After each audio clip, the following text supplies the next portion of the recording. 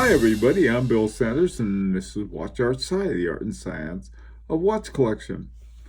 Today, what I want to talk about is buying a watch. This is something, on the one hand, it's for beginners, but it's also for people who are fairly experienced buying and selling watches. And some of the things that we end up with are often a surprise to ourselves. Anyway, well, to start off, I want to tell you what I'm wearing. A wristwatch check. This is my Langenheim Frederick II, and it's my most recent watch, and my one of my I have so many favorites, but this one right now is my current favorite. Um, anyway, uh, what I wanted to start off with is the watch of the week. A while ago, we had a review of Raphael's collection, and one of the ones that I left out is a watch I absolutely love. It's a Patek Philippe Neptune, and it came out in the I think the late '90s, and it was around the early 2000s, and then it went away. But man, do I like this watch! It's got one of the neatest uh, bracelets I think of any watch. It's sort of the rice or beaded bracelets. Man, that's a neat bracelet. It's a stainless steel watch, and I, I missed it. Raphael had another Patek Philippe. It had Roman numerals and had some similar things as this, but not the same watch at all. And that was my lame excuse for missing this watch. So anyway, I thought, well, this will be great. I can use it for the watch of the week. And it's got a caliber 240 PS micro rotor in it, automatic. And it has a little moon phase inside of the circle of the hand date. And then it's got a power reserve indicated between 10 and 11. And then down around 4 o'clock, it's got the little second hand between 4 and 5. Now, I also put in a picture of the back of the watch because it's got this micro rotor in it and in gold.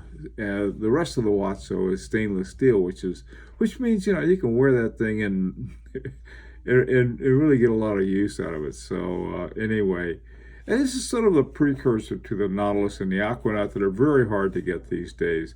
But this is one watch. I saw this a while back. I thought, boy, that's a neat watch. And I forgot about it. And then here it comes up again with Raphael. What a collection. Okay, well, Raphael, two things. One, thanks for letting me show your watch as the watch of the week. And two, I'm sorry I missed it in the collection review. Okay, so let's get into the jungle of buying a watch. And here it's sort of the route we took is I've been thinking about my own buying habits, and sometimes I'm even surprised by them. So let's take a look at some of the things here and help us get through certain things. The first thing I want to talk about, and this is for like very much of a beginner, and this is the type of watch. There's three types now we could talk about: the mechanical watch, the quartz watch, and a smart watch. Essentially, what we're going to be talking about here is a mechanical watch, and these are watches who that are powered by a spring. It's as it uncoils, it runs all of the gears and everything. A quartz watch works with the vibrations of a quartz, and it runs on a battery. Smartwatch, same thing, and they're powered by batteries, but they have a computer inside of them. Now, the thing about this, the reason I wanted to bring these up initially, is that if you're looking for a watch and you're going down and you say, wow, look at the price of that. That's really great. There's a Cartier tank. Now, unless you look, you got to find out what kind of movement's in it, because Cartier tank is a nice watch to have, but most people, or at least I would, want the kind that you wind up. But the mechanical watch runs on an automatic that winds itself. Same is true with the Mont Blanc Summit 2, except it's got a computer processor in it, and it also runs on batteries. And watches that run on computers, they can do so much more than a mechanical watch running from the power of a mainspring. But, when you look at those three watches, I've seen watches that look very much like that are mechanical watches. But so when you're buying one, especially if you're new at this, make sure that you check to see what the movement is. You want a mechanical movement that's either automatic or hand wound.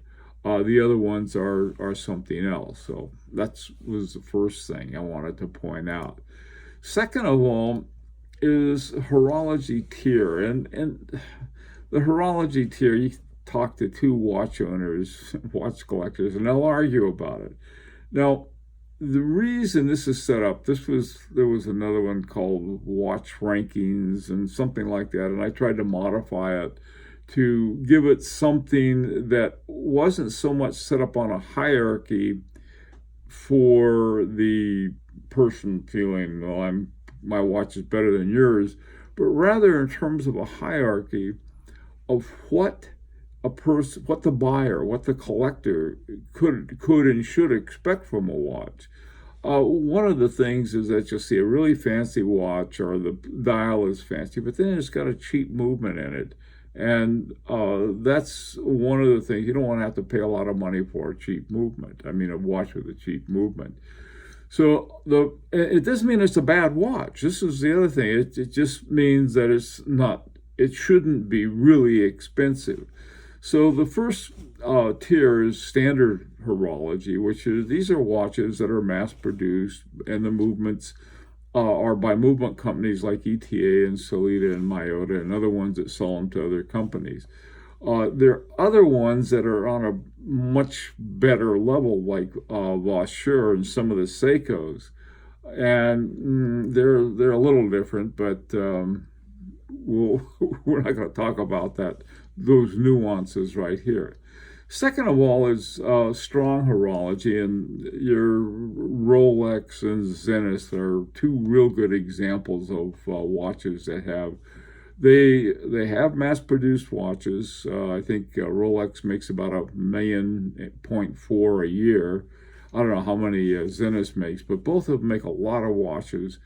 But they also make their own movements, and they also have very high quality standards. So this strong horology is probably the most popular beyond the standard horology. Now, high horology, these are watches generally, not always, with noble metals. And by noble metals, I mean gold and platinum. It doesn't mean that they don't have steel watches. Some of them do. They're high horology and steel. And the one who we just looked at, that beautiful Neptune, that Patek Philippe Neptune, and the watch of the week, is a good example of high horology, but it's not in a noble metal, but most of them are. Where you really find it are the highly finished movements in it. So that's high horology. And finally, there's sort of the over the top, the exceptional horology. These are handmade watches by master watchmakers in relatively small numbers. I would say roughly, around less than 1,000 units a year. That's all they make. This compared, Patek Philippe has, I think, 55,000 a year. And Vacheron Constantin has like 30,000, something like this. They make a lot more. So, when we're talking about exceptional horology, we're really talking about the hand of the watchmaker is on the watch. The one I have there is Lang & Hein, and they make less than 50 a year. Now, here's one. My Lang & Hein is also one that's not a noble metal, but it's 10, number 10. It's only the 10th one that Marco Lang made. Okay, so that's another thing when you're thinking of buying a watch. It's like the tier is not a status thing. It's something that say, hey, if they're charging me this is what I should expect to find. All right, now some of the dangers to me, it is that the danger that a lot of people talk about are counterfeit and fraud and people stealing from you. To me, the biggest danger is the watch companies who aren't really telling us everything. I bought a watch back when, and I paid $9,000 for it, and it did have a gold case and was a nice watch, but it had a ETA movement in it, and I wasn't told that. I was led to believe that it had a Frederick Piguet movement, but it was done in such a way that it didn't look like this. Well, we're not sure what it is, but Frederick Piguet was making it, and they knew it was an ETA movement, and they could have told me that for $9,000. Well, anyway, I got burned, to put it bluntly.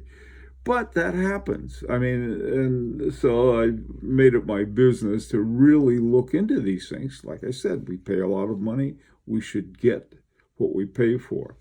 So when these companies are not revealing the movement, for example, I have one at IWC, Portofino, reference number 1W356517.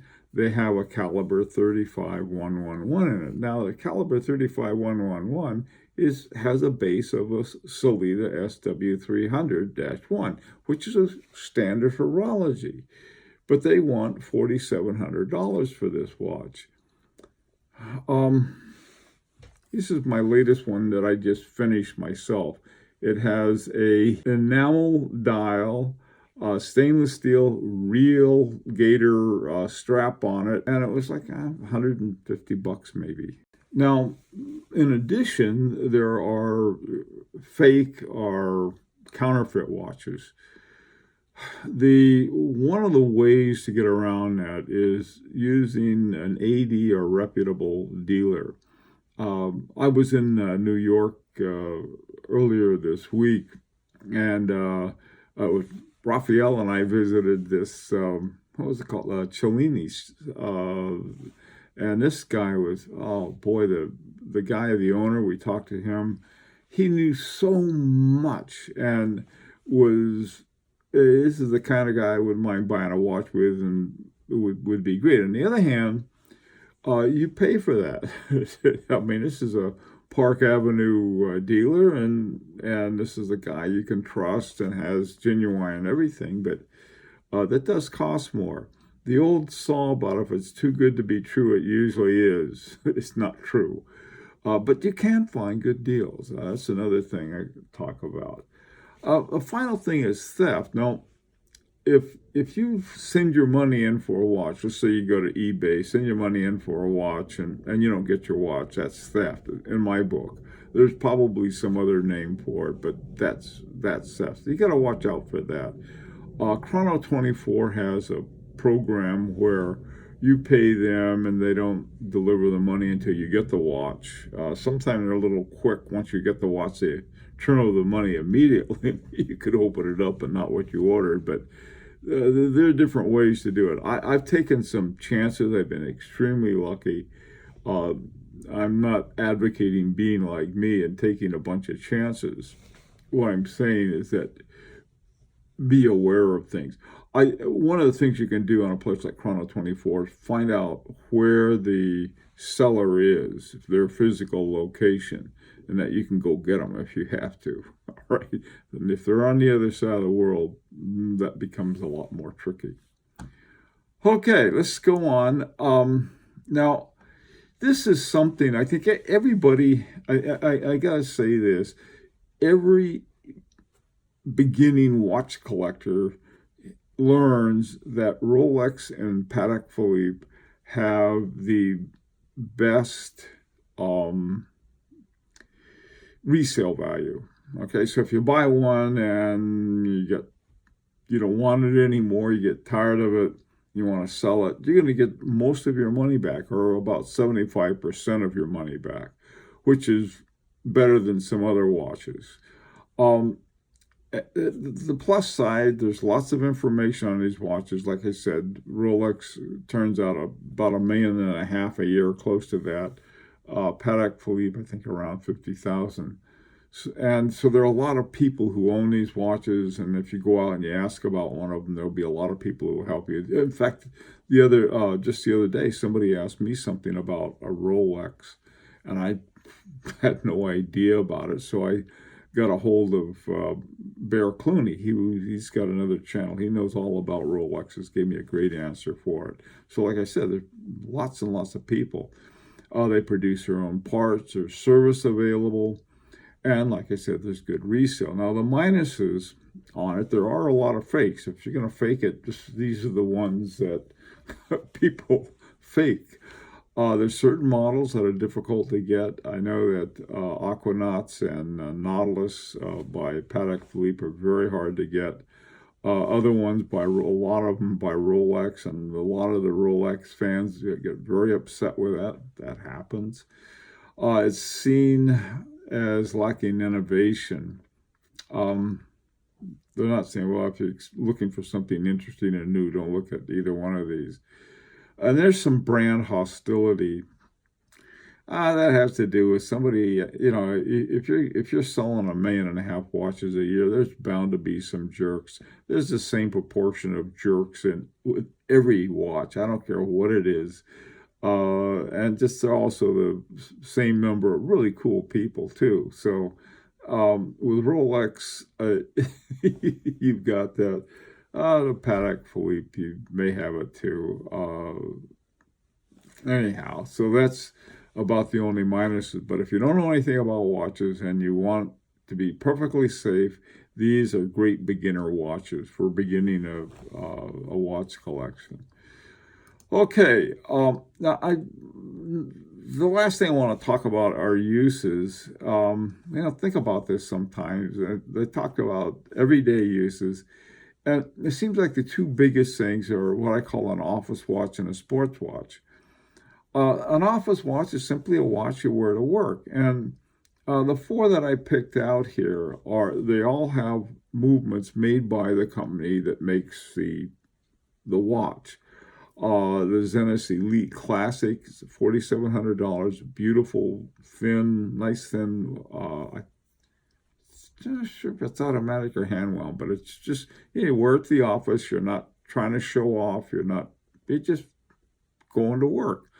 Another one is a German one, Nomos Metro Neomatic, 39 millimeters, silver cut. It's a very pretty watch and just a nice. Nomos is famous for its Bauhaus design, but the silver cut is a nice one. It's $4,280. The Omega DeVille Hour Vision, that's the one pictured up there, the blue one. It's a little pricey, $7,700. It has a caliber 8,900. Now, one of the things about Omega, some of their calibers are not in-house. A lot of them are, and some of them have the coaxial escapement on a movement that somebody else made. Not this one. The Omega DeVille 41 millimeter has the caliber 8,900. And one of the things as a watch buyer, you should know a place online that's called Watchbase. That's it. Couldn't think of it. Watchbase.com. Remember that. If you find out the movement number, then go look and I'll tell you what the base is. The base of this is another Omega, an Omega 8500, so you know it's in-house. Harboring to Felix is another one. The Felix has an in-house A11 movement 5500. All of those are great office watches. Just wear them to work. And here's my Harboring 2. This is the kind of watch you wear to work, and you're not trying to show off. But on the other hand, so you know something. You got some good taste in watches. Sports watch, to me, the iconic one is a Rolex Submariner, about $7,500. This one, the Tag Heuer, the one that's pictured, is a Heritage Caliber Heuer 02, and it's $5,300. Most of the movements in Tag Heuers are ETA or Solita movements, but the Caliber Heuer 02 is an honest to goodness Tag Heuer movement. The same is true with Breitling. You gotta be careful about Breitling. The Premier B01 chronograph 42 Norton. is $8,500. It's also an in-house movement. But these are some ones that, if you're looking, okay, what do you want to watch for? Even if you're a collector, there's certain things you're going to be looking at. Now, the final ones are what I call exclusive uses. You have a dress watch. Four dress watches that I like are the Vacheron Constantin Patrimony, sort of like the Calatrava, Patek Philippe Calatrava we saw. A new one by H. Moser at sea is called the Endeavor Blue Lagoon. What a beautiful, just a beautiful, everything. I really like H. Moser's. One of my Grail watches is a Parmigiani Fleurier Ovale. An Ovale is this oval-shaped watch, and it's got these hands that go in and out. If at a dress event and you have a watch like that, it's a wonderful discussion piece and a beautiful watch too. Unfortunately, they're something like $70,000. And the one that's pictured is a Beauvais 1822 Virtuoso 5. What a beautiful watch that is. That's just a gorgeous watch. Now, the final watch is the executive watch. Now, this is sort of like an office watch once you get promoted and you're in the executive suite.